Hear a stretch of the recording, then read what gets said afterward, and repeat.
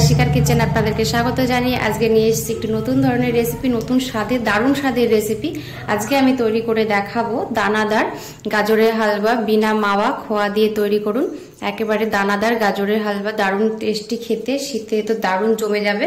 তবে চলুন আজকের এই টেস্টি গাজরের হালুয়ার রেসিপি শুরু করা যাক। ভিডিওটি প্রথম থেকে শেষ পর্যন্ত দেখার জন্য আপনাদের কাছে অনুরোধ রইল। আপনারা যারা আমার চ্যানেলে প্রথম এসেছেন এবং চ্যানেলটি এখনো পর্যন্ত না সাবস্ক্রাইব করা থাকলে, রেসিপিগুলো ভালো লাগলে তো অবশ্যই চ্যানেলটিকে সাবস্ক্রাইব করার অনুরোধ রইল। তবে চলুন আজকের এই দানাদার গাজরের হালুয়ার রেসিপি শুরু করা যাক।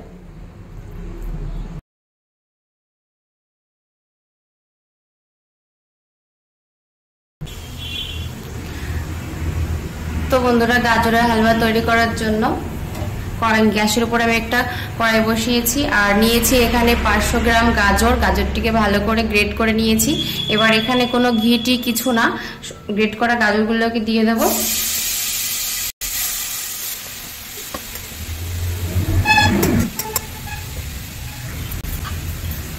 তো বন্ধুরা, গাজরটা দেওয়ার পরে এবার ভালো করে গাজরটাকে নাড়াচাড়া করতে হবে।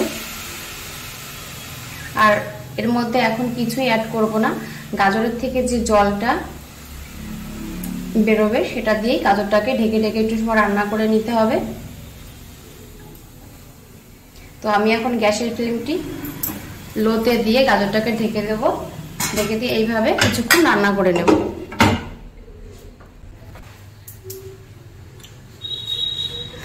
তো বন্ধুরা, অনেকটা সময় হয়ে গেছে। আমি মাঝে মধ্যে ঢাকাটা সরিয়ে গাজরটা নেড়ে চেড়ে দিয়েছি। আর দেখুন, গাজরটা থেকে যে জল বলেছিল সেটা শুকিয়েও গেছে আর গাজরটা অনেকটাই সিদ্ধ হয়ে গেছে।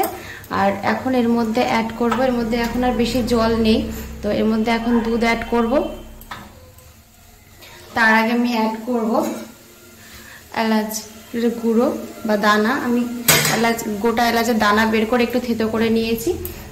আপনাদের কাছে গুঁড়ো থাকলে অবশ্যই গুঁড়োটা ব্যবহার করতে পারেন। তো এটা দিয়ে আরেকটু সময় ভালো করে নেড়ে চেড়ে নেব। গাজর সবসময় একটু লো হিটে রান্না করলে ভালো হয়। আর দেখুন, গাজরের কালারটা পুরোটা চেঞ্জ হয়ে গেছে। যত সময় ধরে গাজরটা রান্না করা হবে গাজরের টেস্টটা তত বেশি ভালো হবে। তো এটা হয়ে গেছে। এবার আমি দুধ অ্যাড করব।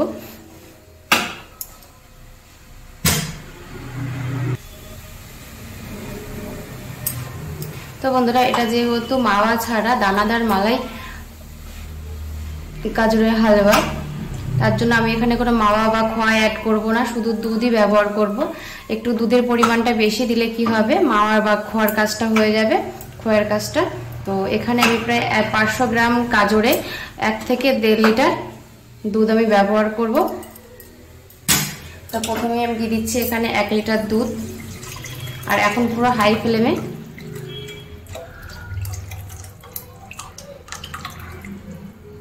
গাজরটাকে রান্না করব। সরি, ভুল হয়ে গেছে, এখানে প্রায় 1.5 লিটার কাছেই দুধ আছে। আমার বলতে একটু ভুল হয়ে গেছে। তো এখানে 1.5 লিটারের কাছেই আমার দুধটা আছে। এবার হাই ফ্লেমে গাজরটাকে রান্না করে নেব।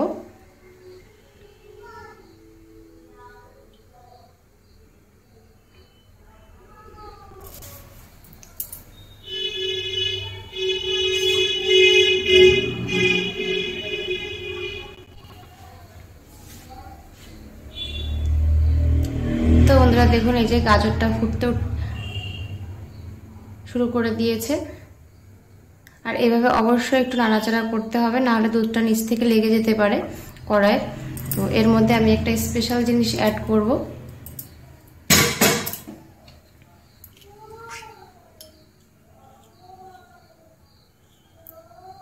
সেটা হচ্ছে কেশর।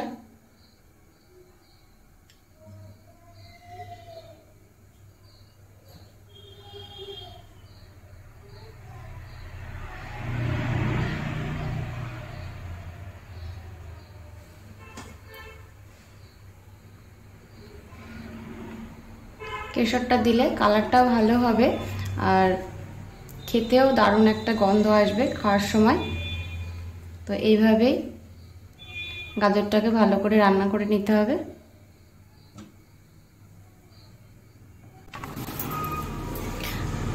তো বন্ধুরা অনেকটা সময় হয়ে গেছে,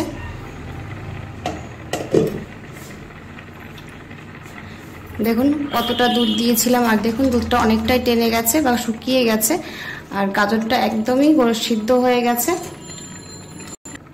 তো বন্ধুরা গাজরটা আবার ঢেকে দেব, আর একটু দুধটা শুকিয়ে গেলে তারপরে এর মধ্যে মিষ্টি অ্যাড করব।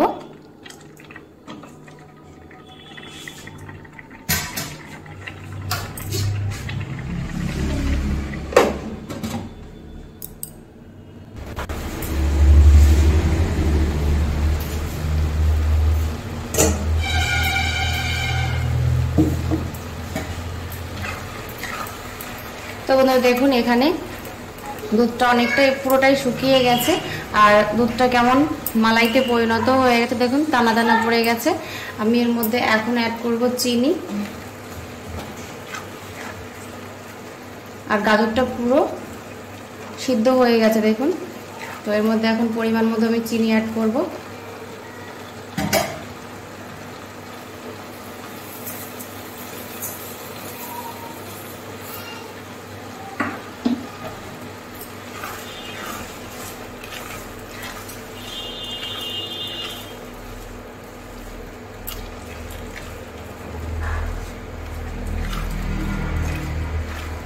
চিনিটা দিলে এটা আবার একটা লিকুইড হয়ে যাবে, দেখুন পাতলা হয়ে যাচ্ছে, জল চিনির থেকে জল গলছে।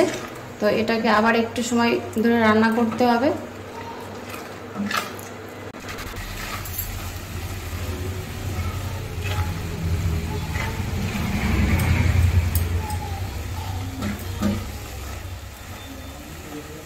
তো বন্ধুরা চিনির থেকে যে জলটা গলেছিল সেটা অনেকটাই শুকিয়ে গেছে, দেখুন অল্প করেই আছে। তো আমি এর মধ্যে এখন ঘি অ্যাড করে দেবো।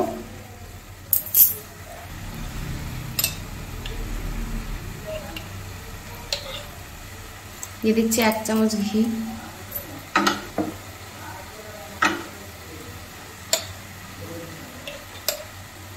মোট আমি এখানে 2 চামচ মতো ঘি ব্যবহার করছি।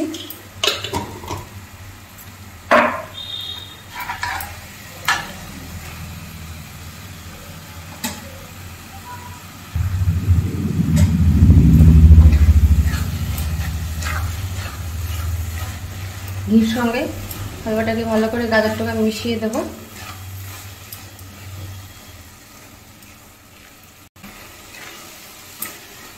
তো বন্ধুরা এইভাবে ঘিটা দেওয়ার পরে 5-7 মিনিট একটু ভালো করে রান্না করে নেব গাজরটাকে।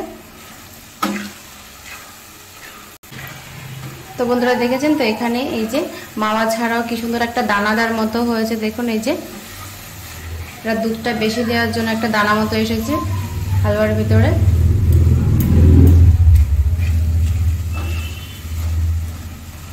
A few moments later.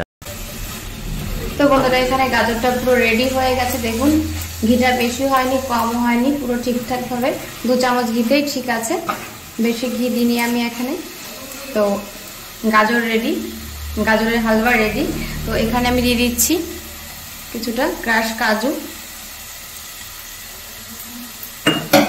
আপনাদের মন মতো আপনারা এখানে ড্রাই ফ্রুট অ্যাড করতে পারেন। দিয়ে আমি জাস্ট 1 মিনিট একটু নাড়াচাড়া করব, তারপরে হালুয়াটাকে নামিয়ে দেব। তো বন্ধুরা তৈরি হয়ে গেছে একদম মালাই দানাদার মতো গাজরের হালুয়া। আপনারা বাড়িতে ঠিক একইভাবে রেসিপিটি ট্রাই করুন। আশা রাখছি রেসিপিটি আপনাদের ভালো লাগবে। ভালো লাগলে অবশ্যই লাইক, কমেন্ট এবং শেয়ার করতে ভুলবেন না পরিজনদের কাছে। ভিডিওটি দেখার জন্য আপনাদেরকে অসংখ্য ধন্যবাদ। তো আমি এখন গ্যাস অফ করে দিলাম, দিয়ে এবার হালুয়াটা নামিয়ে নেব।